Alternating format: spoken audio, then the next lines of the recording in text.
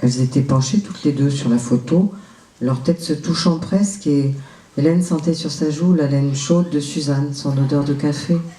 Elle a demandé « Tu trouves pas qu'il a l'air un peu perdu ?» Ça, Daniel. Mais non, pourquoi perdu? Suzanne a pointé du doigt le pull dont on voyait le col sous son tablier. Je m'en souviens. Il était rouge foncé, c'était le mien. Mais Guillon l'avait retricoté pour lui. Elle a gardé un moment le doigt sur l'encolure du tablier. La première fois que j'ai vu Daniel, c'était avec ce pull. Ce jour-là, en rentrant, elle avait vu sa mère et sa grand-mère en train de lui passer par la tête. La mémé avait fini par aller chercher des ciseaux pour couper la couture et un visage inconnu était apparu. Alors seulement sa mère avait aperçu Suzanne. Approche. C'est le petit réfugié qu'on t'a dit.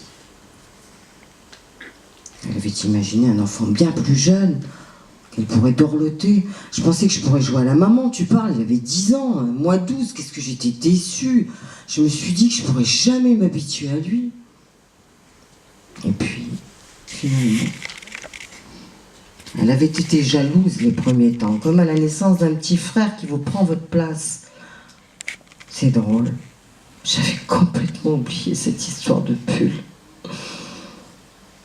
Mémé Guyon a passé la guerre à détricoter nos lainages. Elle faisait asseoir Daniel, les bras levés, pour enrouler ses chevaux. Arrête, arrête de t'essargailler, mon petit brelot, arrête. Pour qu'il se tienne tranquille, elle lui racontait des histoires. Il réclamait toujours celle du bouc. Le bouc qui veut épouser la fille du roi. Tu la connais. Le roi exige un palais, un jardin, le bouc les construit, mais le roi ne veut jamais tenir sa promesse.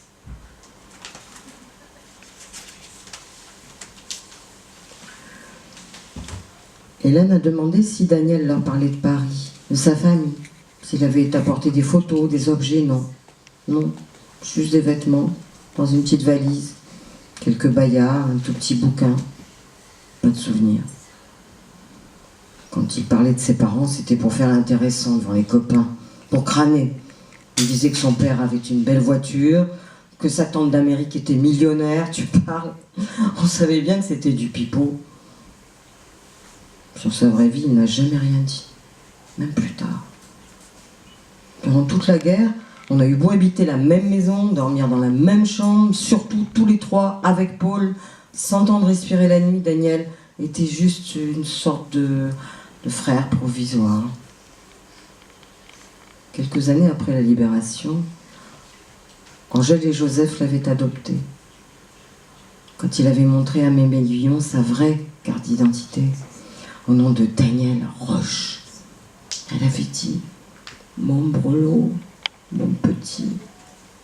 Elle avait pleuré.